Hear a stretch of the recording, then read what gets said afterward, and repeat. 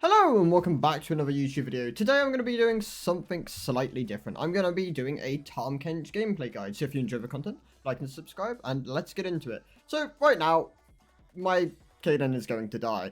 This sometimes happens. Your teammates might be AFK at the beginning of the game, but you got to play around it. We start this game fairly far behind, but in turn, we end up winning it. So let's cover some things. So to begin with, Tahm Kench is a fairly safe early game champion. He's not as strong as he used to be, and he doesn't bully lanes as hard. You are very, very reliant on your level 5 and then your level 6 combos to actually be able to really have lethal on your opponent. But past that, when you start getting points in your queue, you start doing a lot more damage, and over time, it will become a lot easier to trade into your lane opponent. So let's skip forward a bit. And let's start talking about some things. So, for Tahm Kench, when you're walking up to lane, it is very important that you get as many minions as you can, or you get a grass pork in turn. So, to begin with, I trade into him, I get a grass pork, and I get 2 CS. This is pretty good. You can also opt into getting 3 CS, but I take a trade, get a grass pork, and that's the level, like, 1 early play kind of over. This is your trade here, and then you'll let them push the wave towards you. You don't tend to want to take fights very early on, as your Q has a long CD, it costs a lot of mana, and overall it doesn't do a lot of damage, so it's not really worth using your Q on your opponent. You mainly just want to use it for farm and get points in it as quick as possible. So the way your leveling is going to work is, let's skip forward a bit. You are going to go something along the lines of, I can click on myself, something along the lines of QWQ. Q is a really powerful level up ability, and getting points in this is really, really important. Skipping W or skipping E, whichever one you want to skip. W is really good for engaging and disengaging, so if you're not particularly safe and you want to be able to disengage, it's pretty strong. In this case, I took W. It gives me the chance to disengage in case Graves has gone for something like a free camp into top gank and has skipped across his blue side. In this case, he doesn't, but it's always good to be safe. So, trading is going to be something like along the lines of this. You're just going to get your auto Qs. Reduction trades back into me here, but overall the trade is fairly even. I get 2 grass porks and I get a Q, so I get a bit of healing. Let's continue on a slight bit. So if I zoom out a bit, there was a bit of a fight in the top lane here. Slow it down real quick. So if we zoom out, okay, this is being finicky. There we go, I got it. So it was unfortunate that we didn't trade here, but overall, it could have been worse. Both of us could have died, and it's just very unfortunate that we didn't end up getting kills. So we are a bit behind here, but overall, the game state's fairly even because our comp is just significantly better than theirs. Renekton right now is a pretty weak champion. I'm not a huge fan of Akali into Sylas. I believe Sylas wins the matchup and he then goes on to. And Nocturne is a pretty strong champion if you're going the Axiom rush or just going a more lethality heavy build. You can get a lot of one-shots going. This Nocturne chooses to go Axiom into Kraken's there, which is fine. I'd prefer if you went like Duskblade or Eclipse. I think the other 2 items are stronger, and I think Kraken, if you're going for more like an on-hit build, but I don't really see it working. For your runes and stuff, making sure you trade with Shield Bash is really important, using your E and just trading with it. So if we go a bit further on to 750,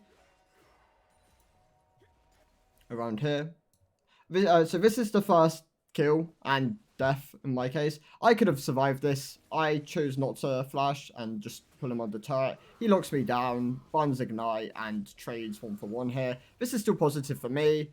I scale a lot harder than Renekton, and overall, just having kills early on Tahm Kench is really valuable. Hitting that heart steal as soon as possible so you can get as many procs is a pretty valuable trade. So overall, going for 1 for 1 on Tahm Kench is actually pretty good, and taking those trades, just getting a lot of gold is fairly decent. Of course, if you're into something like Kale, when you want to avoid this, something which outscales you, there aren't a huge amount of champs which outscale Tahm Kench at the moment. He has a huge amount of scaling of Heartsteel and Demonics. It makes him really powerful, gives it like all of his abilities gain damage off of Demonics, and just in general, the passive scaling with health ramping over time is really, really valuable. So definitely keep that in mind. Heartsteel, Sunfires, Demonics is going to be your key trio of items. That's what I choose to go in this game. You can pick up a Dark Seal. I don't know if I have picked up my Dark Seal yet. Nope. I pick up one, I believe next back. But overall, in this situation, I'm advantageous. Renekton's sat on components, whereas Giant Spell is actually a pretty big spike for Tahm Kench. But additional damage on your passive combined with the Q healing gives you a lot of sustained damage in lane, so it's really valuable. Plus the health increase on your passive feeds into your Q damage. So this is the next fight which happens. I'm trying to slow Renekton down so he doesn't have entry into this fight as quickly as he can. Overall, this fight starts badly for us. Renekton then tries to turn, turns, buns flash, gets a kill out of it. I then chase Renekton, utilizing shield bash here, getting more damage throughout the fight. Throw a ward down, so in case Akali wants to dash out, which she does, she lands Eon Shroud, we W into her, and we also secure this kill. This puts us in a really strong spot right now. This is a shutdown and a kill onto Tahm Kench. Overall, this puts me at enough gold to back onto Heartsteel once I've collected this wave and some plating. Yeah, just making sure that you don't overforce early and kind of just scale up to your like around level 9 or 6 to 9 power spikes. This is really, really important. Your RQ combo is going to be your bread and butter, where you R, where you Q, auto, Q, or Q, you can either auto, Q, auto, or Q, auto, auto. Consume someone and then wait for your Q to come off CD. You ult after you've ulted them, and then you Q them. This will do a large amount of their health. This will probably, I'd say, about half health them if you've got an ignite ticking. And then you can usually chase them down, get another couple of autos weaved in, and then Q them again, and that will usually finish them off. I tried to do that a couple times here, but Renekton has dashes and ends up avoiding a lot of the lethals. But overall, laning phase is practically, is won by this point. Even if Renekton hits Bork here, he's not going to be able to kill me. I've picked up my Dark Seal now. Picking up Dark Seal early on Tahm Kench is really nice. All your abilities ramping with AP makes it a really valuable purchase. He has a lot of ratios, making it very, very strong. Here, Renekton overstays for plating. He's popped W to get an auto reset on tower. He's very greedy for plating here. I get Heartsteel and an auto. I then proceed to auto again, or Q, and then auto again, getting Grass Pot, consume, and then spit him out, get another Q. This is going to be your bread and butter. I ignite him so he gets less healing. If I land this Q, he dies. I miss it, unfortunately. I think he's going to walk towards the wave, maybe look to take as much of it down with him as possible. Instead, he gets E off CD here, and he dodges for W, and escapes. This is unfortunate, but overall, it's still a positive. Renekton's forced to back. I can push the wave, putting me in a better spot.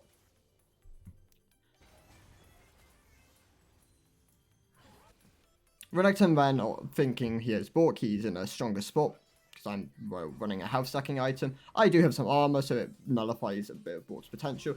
But at this point, I'm so far ahead that it doesn't really impact the lane that much. Renekton is also very limited by his W. It's going to be your main source of damage with Bork, so you can get your triple auto proc. But at this point, I can just burn him down. I get Heartsteel procs, Dark Seal stacks, and this just puts him in a really in an unplayable position. I can siege turret. When you have a lot of AP, which you usually do on Tahm Kench, when you're scaling up with your demonics and stuff, you'll end up with 100 to 200 AP if you're going around Dark Seal and stuff like this. You can usually siege turrets pretty easily. Another good combo is QW. This is also a pretty strong way of getting lethal at the moment, because you can Q into W, gets a couple of autos in, ult, and then kind of do the same trading pattern. Akali then proceeds to come top. This ends up being a bit of a run around. Right, skip ahead slightly. I know I can kill Akali here. She's built Ravenous first. Ravenous Akali isn't anywhere near as good as it used to be. I wouldn't recommend it anymore. I then chase this. She has Shroud, so she will use it. I wait for her to come to the front of a Shroud, Q, get the healing. At this point, I'm not going to be within lethal range, even if she does choose to ult me. You should hold on to Qs. I recommend it, being patient with it. I then chase Akali, get the last auto in. Ghost tries to ult, misses, and ends up dying for it. Morgana also dies at this point. And around this point in the game, but it's fairly over. They can't really do anything. Their champs, which are very like early game reliant, are really far behind. The Graves isn't going to impact the map anymore. Renekton is also not going to impact the map. Kaiser is pretty strong at the moment, and Black Shield with Kaiser was going to be the threat going into this game. But even then, it's so far gone that it doesn't really matter.